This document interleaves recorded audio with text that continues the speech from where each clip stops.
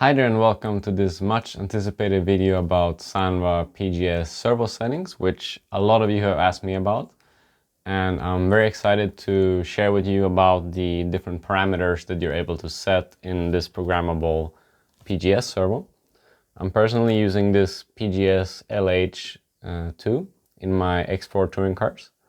It's the best servo that I've used, and I really feel that the programmable function is very useful to be able to tune the servo for different track conditions. Whether you race in very low grip, high grip, high speed or low speed tracks, the servo setting can be used to get the exact feeling that you want from the car. And sometimes it can also fix some handling problems that you might have in case the car is traction rolling, in case the car is understeering too much in high speed, and so on. So I hope this video will give you more clarity in terms of what these settings do.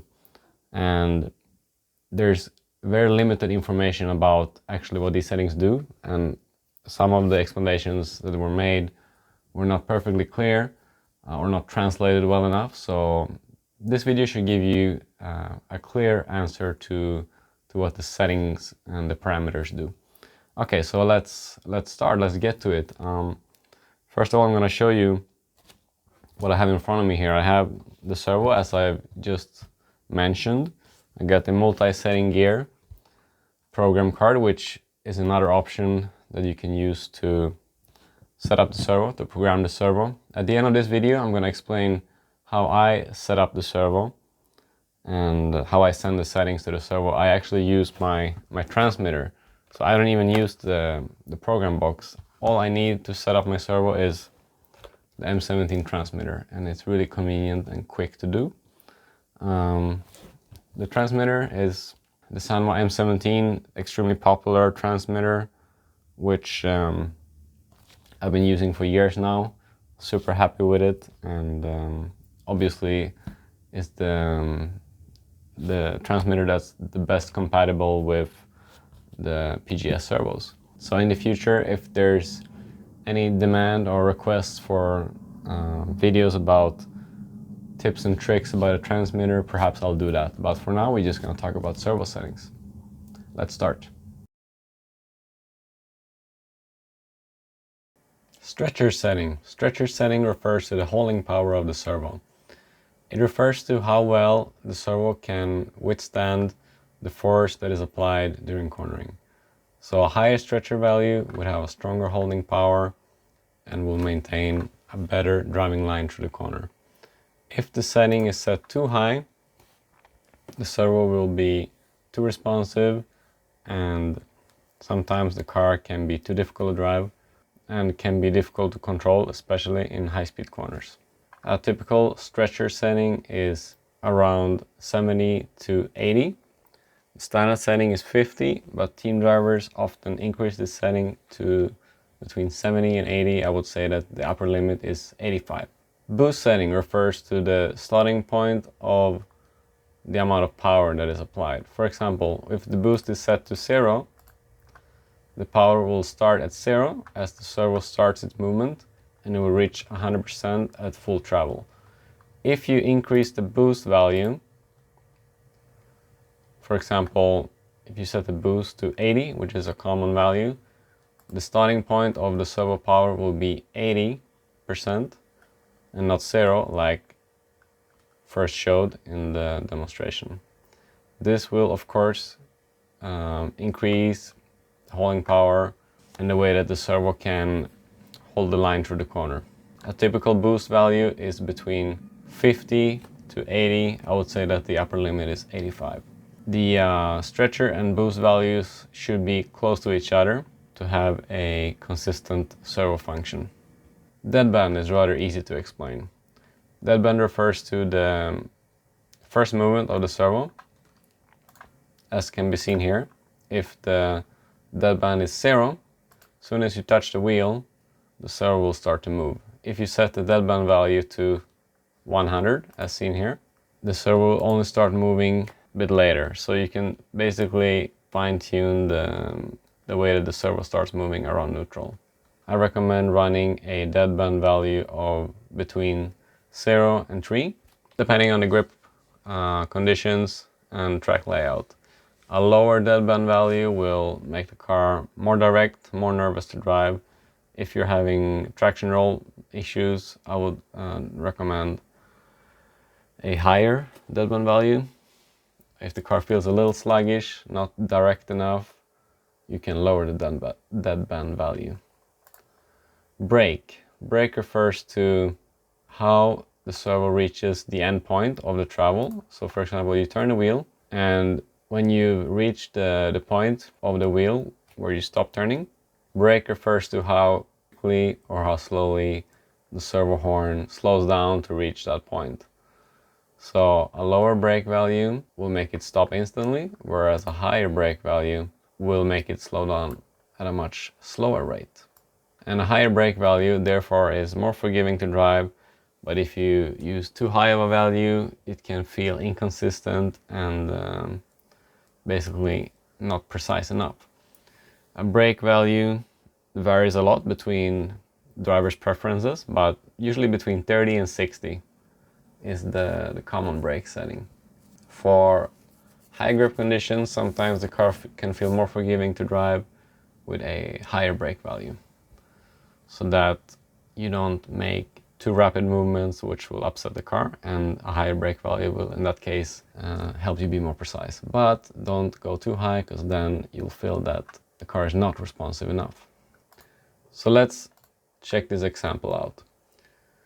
This is the slowest and weakest possible setting of the servo. Stretcher is at 0, boost is at 0, brake and deadband at 100. So servo is very weak and very slow.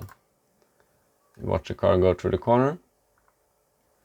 Servo has no power, no torque to steer the car in the right direction, no matter how much you turn the wheel. We try the opposite. We try stretcher value 100, boost value 100. So well past what I recommend, but just for demonstration. Brake value is at 0. So the servo will slow down instantly when you stop turning the wheel. Deadband is at 0, so you'll have the maximum amount of response around neutral. This can make the car obviously rather erratic to drive. You'll often feel that you're not in control of the car. Even the smallest input of the wheel will send the car in the wrong direction. So here you need to fine-tune to find a setting which makes the car the most predictable and with the best balance between high speed and low speed steering. So for example, a stretcher value of around 80, boost 75, brake value 50, deadband 1. With these settings you cannot really go wrong. Comes down to your preference to fine-tune these values, but as you can see, the car followed the corner perfectly and much more predictable to drive when you have the correct servo settings. MV mid and MV end. These two settings refer to the torque of the servo. So MV mid refers to basically the mid corner torque. So after you've done the initial turn-in, when the car's in the middle of the corner, this is where you will have an effect of the MV mid. So typical value is around 80, can vary between 50 and 80. I wouldn't go any higher than 85.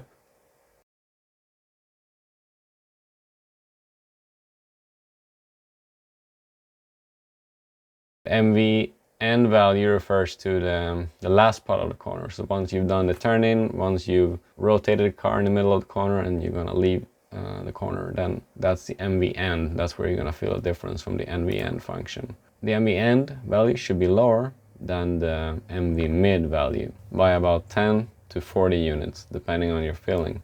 In this example, the difference is 35. Mid corner torque is usually required to be a lot higher than the end corner torque, for the reason that the strongest load onto the servo horn is happening in the middle of the corner most of the time. At the end of the corner, there's less load on the servo, hence why the MV end value doesn't have to be as high. So, setting example. Sanwa recommends this setting as a beginner basic setting, like we've seen earlier in the example of the car going through the corner. These values are very similar. Stretcher 78, boost 78, deadband 0.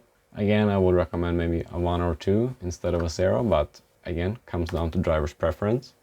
MV mid, 85, perfectly fine. MV end 40, so a lot lower than MV mid, that's the most important. Brake around 30. Sanwa and myself, we recommend the stretcher value to be very similar to the boost value, the MV mid to be larger than the MV end value, and the deadband to be between 0 and 3.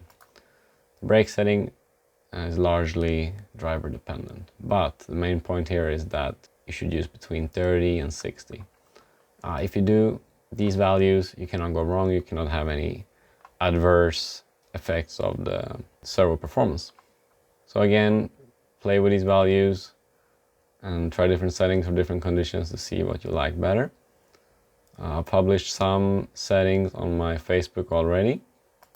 I plan to post more, and if you have any requests for different conditions, what servo settings I recommend, I'll happily send them to you.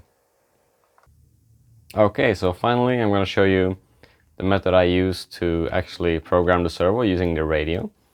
As I explained earlier, you can use the multi-setting gear program box to set up the servo, but this way you don't need to bring the program box with you, you can just use the radio. Actually saves you some space, and it's actually very convenient the way that I do it on the radio. There's several good videos on YouTube already on how to set up the servo using the SSL channel, the telemetry function. So using telemetry, you can set up the servo remotely from your radio, and you can, for example, set up different racing modes with preset servo parameters to quickly swap between them during a run, for example, and that's super convenient and a really nice feature. So there's already good videos about that, but if you request that I'll do one video which shows you how to do that, I can do that later on, but for now I'm just going to show you the method that I use. So you can see here at the back of the M17 we have two outputs, one for a servo cable here, that's where you gotta connect your servo, and this slot here is for a micro SD card. So I use this micro SD card to save settings so that I quickly can save and load settings from this SD card, and it's a micro SDHC card. Make sure you get the correct one, and this makes this function a lot more convenient when you can save settings onto the SD card. Okay, so what I'm gonna do then is I'm gonna connect the PGS servo. I got a extension wire. This is a simple extension lead which you can buy from any hobby shop that I connect here. Make sure you get the polarity correct, and I just connect this to the radio. And then what we're gonna do is we're gonna switch on the radio, holding switch 2. When we switch it on, we enter this special menu here, and we can choose multi-setting gear. Then you gotta choose read OK, yes, to read the setting from the servo. And as you can see here, this is a completely box stock standard setting on the servo. I didn't touch the settings on this servo. And like I explained earlier, all these values can quickly be adjusted here. And there's 3 values which I didn't mention earlier. I'm just quickly gonna explain what they do. So SSL channel determines the channel for which you will use the SSL telemetry function. I haven't changed that because I'm not using the telemetry function. Anyway, so let's move on to the last 3 parameters here, which I'm going to explain what they are.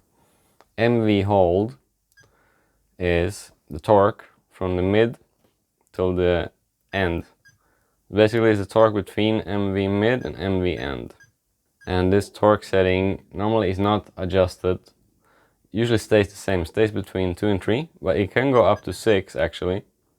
But the recommended setting is between 2 and 3. If you set it too high, the servo is gonna sometimes have not an interference, but it's gonna be basically too sensitive.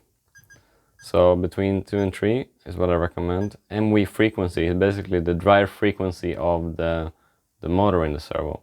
And you set this higher, the servo is stronger and more responsive, but it's gonna be too sensitive, and you also wear out the motor of the servo faster that way. So max power is the power output of the servo motor. I always set this to 100. You can reduce this, obviously it'll make the servo weaker and not as quick. So those are the 3 last settings, which I usually don't touch. Sometimes, occasionally I would switch the MV hold between 2 and 3, but that's it. The frequency usually between 75 and 80 is the most common range for the frequency, and the power usually we leave at 100. So when we've clarified all those settings, we can move on to the next menu, which is pretty self-explanatory. You have the read function, which means you read the settings from the servo. And you can view and edit. So for example here we can go to stretch, turn this up, and then we write it to the servo. So we send these new settings to the servo. So as you can see now, I've changed the stretch value to 55 and I've sent it to the servo. So that's the setting that's currently in the servo. Write means send the setting to the servo. Save on SD card means to save this on the SD card. You can change the name here of the file. You can use obviously many different numbers here, so you can save many settings. And load, you can load settings from the SD card. As you can see here, I have 4 different settings saved on the SD card. For example, we can load this one here. Let's load it. Okay. So then you can first of all view the setting that we've loaded, and you can just press enter to write it to the servo. And that's it. Data factory clear.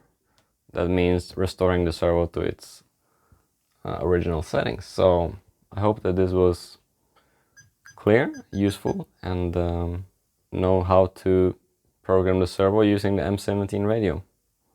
Thank you for watching, and let me know if you have any comments or feedback. Don't hesitate to ask.